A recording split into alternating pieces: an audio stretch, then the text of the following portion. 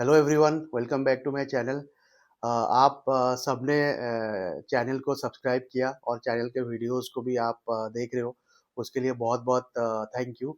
और हमने ये चैनल स्टार्ट ही किया था कि हम बहुत इजी तरीके से चीज़ों को एक्सप्लेन करेंगे और जो रियल लाइफ में जो भी स्कैम हो रहा है, स्टॉक मार्केट, लाइफ इंश्योरेंस, मिससेल हो रहा है, सबके बारे में आपको हम गाइड करें। यही हमारा मोटो है।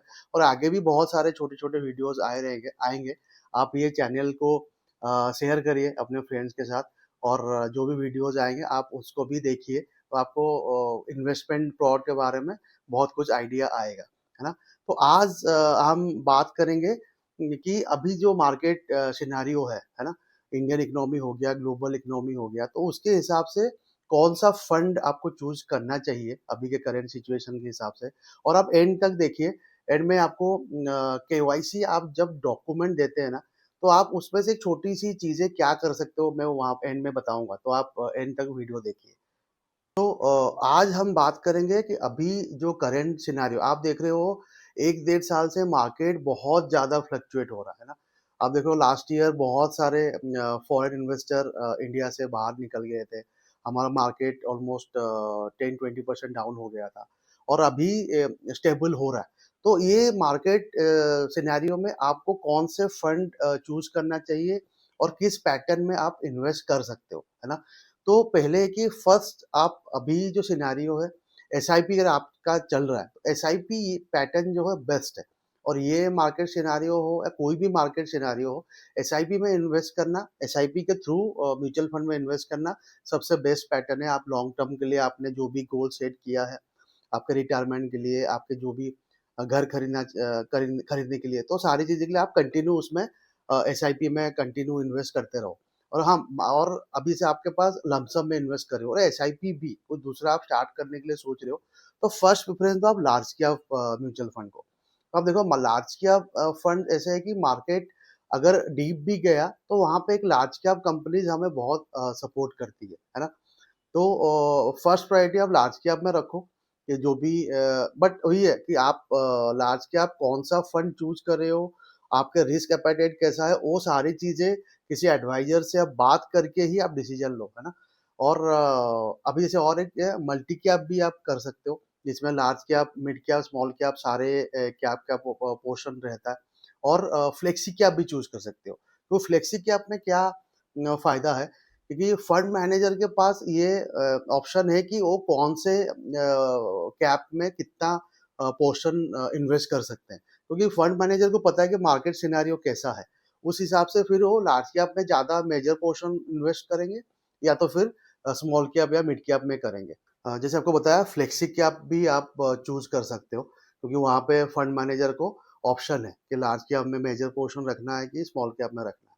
और जैसे म्यूचुअल फंड में क्या है कि आपको एक डाइवर्सिफिकेशन का भी बेनिफिट है। आपको मैं पिछले वीडियोस में भी बताया हूँ, म्यूचुअल फंड का ये बेनिफिट है कि हम अलग अलग सेक्टर में इन्वेस्ट कर रहे हैं और अलग अलग स्टॉक में इन्वेस्ट कर रहे हैं। डायरेक्टली हम स्टॉक में इन्वेस्ट कर रहे हैं तो वो अलग चीज है इन्वेस्टमेंट का।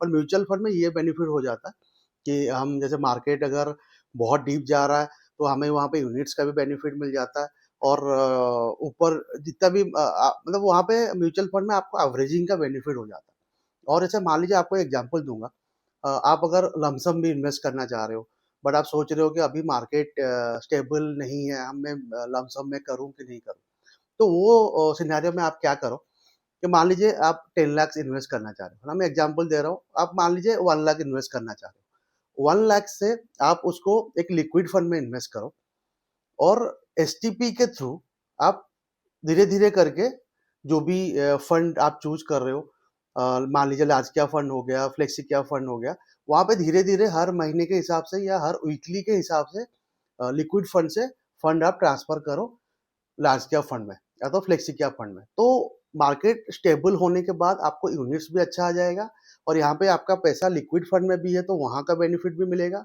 और एचडब्ल्यूपी में आपका मनी एवरेजिंग होगा, कंपाउंडिंग रिटर्न का भी बेनिफिट मिलेगा।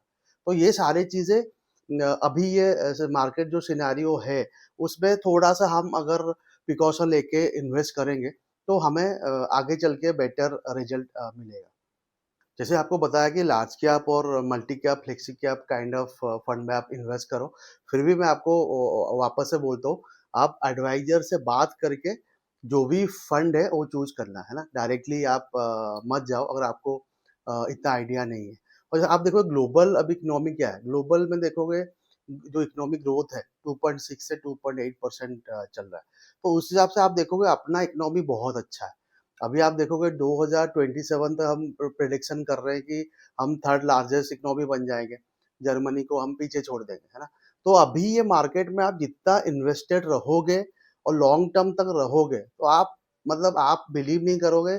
आप अगर 10 साल 15 साल आप इन्वेस्टेड हो मार्केट में किसी भी फंड के थ्रू, एटलीस्ट आप अगर बेटर फंड ऑप्शन देख रहे हो और आप अच्छे फंड के साथ जुड़े हुए हो तो आपको बहुत ही अच्छा रिजल्ट आने वाला है ना?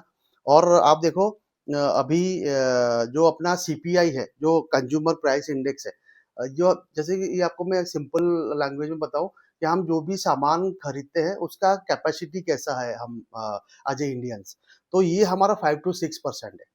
तो आप देखोगे ये सारी चीज़ें आगे जाके बहुत अच्छा हमें बेनिफिट देने वाली है। और अभी और एक चीज़ आपको शेयर करूँगा कि अभी हमारा इंडियन इकोनॉमी में जो रिटेल इन्वेस्टर है, उनका सपोर्ट बहुत है। आप देखोगे कोविड के बाद रिटेल इन्वेस्टर मार्केट में बहुत एंटर किए, है ना? तो वहाँ से क्या हो गया कि ग्लोबल इकोनॉमी में कुछ भी ऊपर-नीचे हो, बट हमारा जो रिटेल इन्वेस्टर है, हम छोटे-छोटे इन्वेस्टमेंट करते हैं, ₹250, ₹500, ₹1000 कुछ भी इन्वेस्ट कर रहे हैं, तो हमारे इकोनॉमी को वो बहुत ही मतलब स्ट्रॉन्ग बनाता है। और यहाँ पे क्या है कि हमारा अभी इंडियन रिटेल इन्वेस्टर ऐसा हो गया है और ऐसा एक सपोर्ट सिस्टम हो गया है कि मार्केट को बहुत ज़्यादा गिरने से वो रोक रहा है। तो ये बेनिफिट हमको है। और जैसे बताया कि 2027 तक हमारा प्रेडिक्शन है कि हम थर्ड लार्जेस्ट इकोनॉमी बन जाएँगे। तो अभी आप जितना हो सके इन्वेस्टेड रहो कोई भी फंड में और लॉन्ग टर्म का आप सोचो, प्रॉपरली प्लान करो जो भी आपका गोल है, रिटायरमेंट हो गया, चाइल्ड एजुकेशन हो गया, अब घर खरीदना है, गाड़ी खरीदना है, सारी चीज़ें आप प्लान आउट करो प्रॉपर एडवाइज़र के साथ, देन आप जो भी फंड इन्वेस्ट करो। बट ये मेरा पॉइंट ऑफ व्यू है कि अभी जो मार्केट सिनेरियो है एटलीस्ट आप large cap, multi cap, flexi cap kind of fund में आप नया अगर इन्वेस्ट करना चाह रहे हो आप कर सकते हो। और पहले का भी आप इन्वेस्टमेंट है उसको भी आप पोर्टफोलियो चेंज कर सकते हो। और आप जैसे होता है कि आपको एग्जांपल दिया लमसम के बारे में। अगर लमसम भी करना चाहते हो तो लमसम को आप किसी लिक्विड फंड में इन्वेस्ट करो, देन एसटीपी करके आप इक्विटी फंड में हर महीना, हर वीकली उसको इन्वेस्ट कर सकते हो, है ना? और एक ऑप्शन है हाइब्रिड का भी। हाइब्रिड का भी आप कंसीडर कर सकते हो कि जिस आप वो देखिएगा वो फंड में मेजर लार्ज कैप रहेगा और डेट फंड रहेगा। उस हाइब्रिड फंड को आप कंसीडर कर सकते हो, है ना? और जैसे आपको बताया था कि लास्ट में आपको केवाईसी डॉक्यूमेंट रिलेटेड कुछ आपको बताऊँगा। तो एक चीज़ आपको मैं ब शेयर करना चाहूँगा, आप कभी भी केवाईसी डॉक्यूमेंट आप किसी को भी दे रहे हो, जैसे आप पैन कार्ड का कॉपी आप ऑनलाइन आधार ओटीपी के थ्रू कर रहे हो तो इट्स ओके। आप अगर किसी को कॉपी दे रहे हो ऑन पेपर, मतलब जैसे हम शेयर करते हैं ना कि एप्लीकेशन फॉर्म है, ये केवाईसी डॉक्यूमेंट में हम पैन कार्ड दे रहे हैं, आधार कार्ड दे रहे हैं, कैंसल चेक दे रहे हैं, तो आप एक काम करिए, हर बार आप किसी को भी दे रहे हो तो वहां पे मेंशन करिए। तो मान लीजिए आपने पैन कार्ड दिया, एचडीएफसी बैंक को दिया बैंक केवाईसी के लिए, या आप म्यूचुअल फंड में इन्वेस्ट करना चाह रहे हो, आप आईसीआईसीआई प्रूडेंशियल म्यूचुअल फंड को किसी कॉपी दे रहे हो, तो आप वहाँ पे मेंशन कर दीजिए कि मैं यहाँ ये copy ICICI prudential mutual fund को एम्प्लॉय को दे रहा हूँ या जो भी डिस्ट्रीब्यूटर है उनको दे रहा हूँ, एक केवाईसी पर्पस के लिए दे रहा हूँ, तो ये मेंशन करिए। तो क्योंकि क्या है कि इसका फिर डुप्लीकेट होके किसी और चीज में कोई यूज ना कर सके, है ना? क्योंकि हम जितना हम सेफ रहेंगे, प्रिकॉशन लेंगे, तो उतना हम मतलब कुछ भी दिक्कत आने से पहले हम उसको सेफ करके चल रहे हैं। सो आज के लिए इतना ही। Thank you. जय हिंद।